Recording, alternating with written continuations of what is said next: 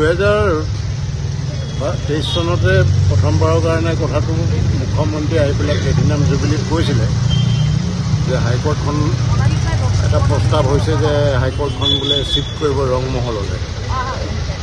এটা অদ্ভুত প্ৰপ'জেল। কোনে প্ৰপ'জেলটো দিলে,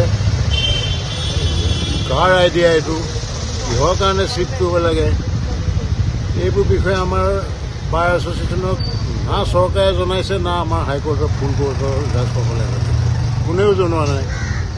তো তাৰপিছতে আমি এটা প্ৰস্তাৱ ল'লোঁ, বস্তুটো আমি বিৰোধিতা কৰিলোঁ, প্ৰেছ ক্লাবত প্ৰেছ কনফাৰেঞ্চ দিলোঁ যে ইন প্ৰিন্সিপল আমি কোনো মতে ইয়াৰ পৰা নাযাওঁ আৰু এইটো এটা কোনো ৰেচনেল ডিচিশ্যন নহয়, ৰিজনেবল ডিচিশ্যন নহয়। অধিবক্তা সমাজ, বিশেষকৈ গুৱাহাটী হাইকোৰ্টৰ এখন বাৰ এছ'চিয়েশ্যন আছে 1948 চনৰ পৰা, এইখন মেজৰ ষ্টেক হোল্ডাৰ। তেওঁলোকৰ লগত নুসুধাকৈ বিহাইণ্ড দ্য বেক পিছফালে এটা সিদ্ধান্ত ল'লে আমি মানি ল'ব নোৱাৰোঁ আৰু লোৱা উচিতো নহয় তোমালোকে। এতিয়া শেহতীয়াকৈ আকৌ কথাটো ক্ৰপ আপ কৰিছে, কিছুদিন তেনেকৈ ৰুলে। মুখ্যমন্ত্ৰীক আমাৰ সজাতি দলে গৈ লগ কৰিছিলে, পূৰ্বৰ বাৰ এছ'চিয়েশ্যনৰ সভাপতিৰ লগতে অনেক অধিবক্তা। তেতিয়াও তেওঁ কৈছিল যে নাই, দলং হোৱাই নাই, দলং হোৱাৰ পিছত আপোনালোকে চাবগৈ, কোনোবা এজন গৈ যদি ইয়াৰ বৰ্তমানৰ স্থানৰ পৰা 20 মিনিটৰ বেছি লাগে হাইকোৰ্ট নাযায় আৰু ইমান মাটি লাগিব, তাত মাটি নাই, মাটি দখল কৰিবলৈ গ'লে ষ্ট্ৰাইক হ'ব, এইবোৰ কথা মানে কৈছিলে। পিছত তেওঁ সমালোচনাটো মাৰিছে। তেওঁৰো এটা ভুল হৈছে যে হাইকোৰ্টৰ ফালৰ পৰা যদি উকিল সমাজক নুসুধা নেমেলাকৈ কনফিডেন্সত নোলোৱাকৈ কিবা এটা কথা কৈছিল, হিমন্ত বিশ্ব নিজে গুৱাহাটী হাইকোৰ্ট বাৰ এছ'চিয়েশ্যনৰ এজন সদস্য হিচাপে তেওঁলোককো প্ৰশ্ন কৰিব লাগিছিল আৰু নিজেও এটা প্ৰশ্ন কৰিবলৈ বা হাইকোৰ্ট বাৰক জনাব লাগিছিল যে এটা প্ৰস্তাৱ আহিছে, হাইকোৰ্টৰ জাজসকলে বিহাইণ্ড ইয়ৰ বেক লৈছে, আপোনালোকে কি কয়? গতিকে উভয় পক্ষ সমানে দায়ী। একটো আমাৰ এই চিফ জাষ্টিচ, ৰাউণ্ড টেবুল এখন কনফাৰেঞ্চ কৰিছিলোঁ, নতুন চিফ জাষ্টিছসকল আহে যায়। অসমৰতো 4 চুকখন বহুতে নেদেখে এনেকুৱা চিফ জাষ্টিছবোৰে। তেওঁলোকে কি জানে কি অসুবিধাৰ সন্মুখীন হ'ব, মহিলা অধিবক্তা হ'ল কিহৰ সন্মুখীন হ'ব। এই বিল্ডিংটো নতুন হাইকোৰ্টটো বিল্ডিং আজি প্ৰায় 12 বছৰ আগতে অ'পন কৰিছিলে 100 কোটি টকা দি, পাৰ্কিঙৰ কাৰণে জেগা দিছে।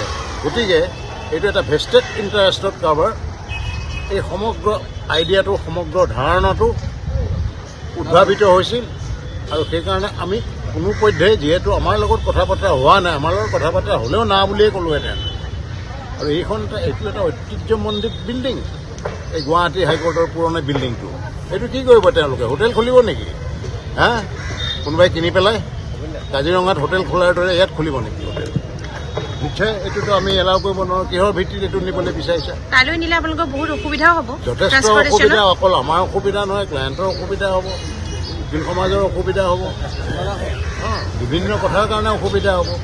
ইয়াততো এতিয়া আমাৰ একো বিশেষ অসুবিধা নাই। পাৰ্কিংটো এটা সমস্যা হৈছিলে, তাৰ কাৰণেও আমাৰ সেই ৰটাৰী পিছফালৰ মাটিখিনি হাইকোৰ্টে লগত কথা বাৰ্তা হৈ গৈছে, তাত পাৰ্কিং ৰাখিবলৈ দিলে যথেষ্ট সমস্যা হ'ব। এই ডাঙৰ ডাঙৰ জাজৰ বাংলোবোৰ কি কাৰণে লাগে? 2 নম্বৰ বাংলোটোত 4 নম্বৰ জাজজনে অকুপাই কৰি আছে। আজি কেনেকৈ কৰি আছে মই নাজানো। সেইবোৰ এইটো বাংলাটোতো 4-5 তাতে অন্ততঃ 3-4 বিঘা মাটি আছে, সেইটো পাৰ্কিং লট হ'ব পাৰে। গতিকে ছ'চিয়েল ৱেলফেয়াৰ ডিপাৰ্টমেণ্টে দিছে নিজৰ সেইটো। গতিকে এইটো এটা ভেষ্টেড ব্যক্তিগত উদ্দেশ্য প্ৰণোদিতভাৱে কৰা কথা আৰু আমি হাইকোৰ্ট বাৰ এছ'চিয়েশ্যনৰ অধিবক্তা সমাজে কদাপি এইটো মানি ল'ব। আজি কাৰ্যসূচী নে আৰু কৰিব? আৰু হ'ব, এইটো আগলৈ চলিব কাৰ্যসূচী। এইটো মই ক'ব নোৱাৰে, এইটো বাৰে মিটিং পাতি পেলাই সিদ্ধান্ত ল'ব, জেনেৰেল মিটিং পাতি পেলাই সিদ্ধান্ত ল'ব যে পৰৱৰ্তী কাৰ্যসূচী কি হ'ব। এইটো আমাৰ এটা প্ৰাৰম্ভিক এটা কাৰ্যসূচী। পৰৱৰ্তী সময়ত আমি বাৰ এছ'চিয়েশ্যনৰ ফালৰ পৰা আমি ডিচিশ্যন লৈ পেলাই আমি নিশ্চয় এনেকুৱা পন্থা অৱলম্বন কৰিবলগীয়া হ'ব পাৰে। अन्नपूर्णा काव घी देश के हर एक खाने को लजीज बनाता है।